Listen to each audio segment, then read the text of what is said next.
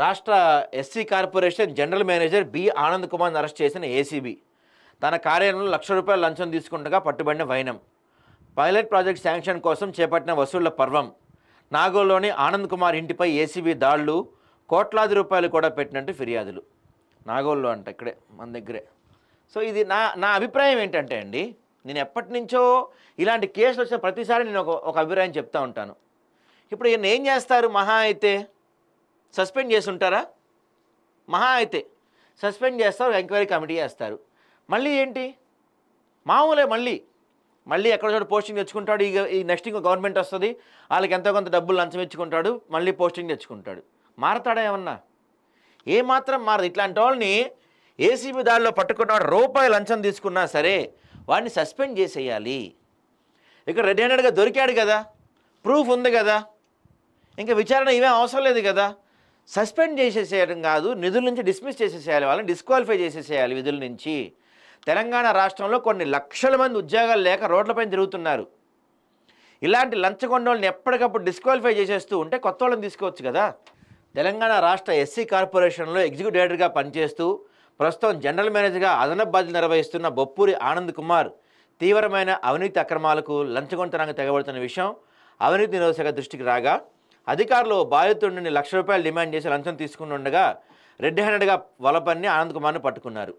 ACB అధికారులు తెలిపిన వివరాల ప్రకారం ఒక పైలట్ ప్రాజెక్టు కోసం అనుమతి బిల్లు మంజూరు కోసం అడ్వాన్స్గా గురువారం బాధితుడిని ₹1,00,000 లంచం తన కార్యాలయంలో తీసుకుని ఉండగా ఏసీబీ అధికారులు పట్టుకున్నారు. అంతేకాకుండా ఎస్సీ కార్పొరేషన్ జనరల్ మేనేజర్ హోదాలో ఆనంద్ కుమార్ కోట్లాది రూపాయలు భూములు ఆస్తులు కూడబెట్టినట్టు ఆరోపణల నేపథ్యంలో ఏసీబీ ఆ దిశగా కూడా విచారణ కొనసాగిస్తుంది. ఇందులో భాగంగానే ఏకకాలంలో ఆయన ఇంటిపై కూడా ఏసీబీ అధికారులు సోదాలు నిర్వహించినట్టు సమాచారం.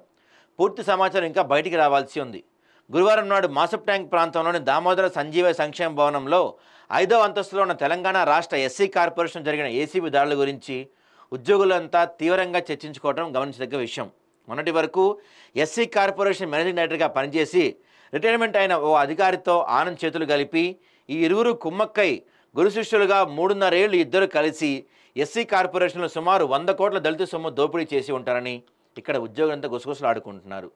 ఏసీబీ ఆ దిశగా పావులు కదిపితే వీళ్ళ డంక మొత్తం కదులుతుందని ఇక్కడ ఉద్యోగులు చర్చించుకుంటున్నారు. ఈ గురు శిష్యులు ఇద్దరు కలిసి రంగారెడ్డి, సంగారెడ్డి, నిర్మల్, యాదాద్రి, భువనగిరి జిల్లా, పోచంపల్లి తదితర ప్రాంతాల్లో ఎకరాల కొద్దీ భూములు కొనుగోలు చేసినట్టు విశ్వసనీయ వర్గాల సమాచారం. ఎప్పటి నుంచో చెప్తున్నాను నేను ఇదే విషయం.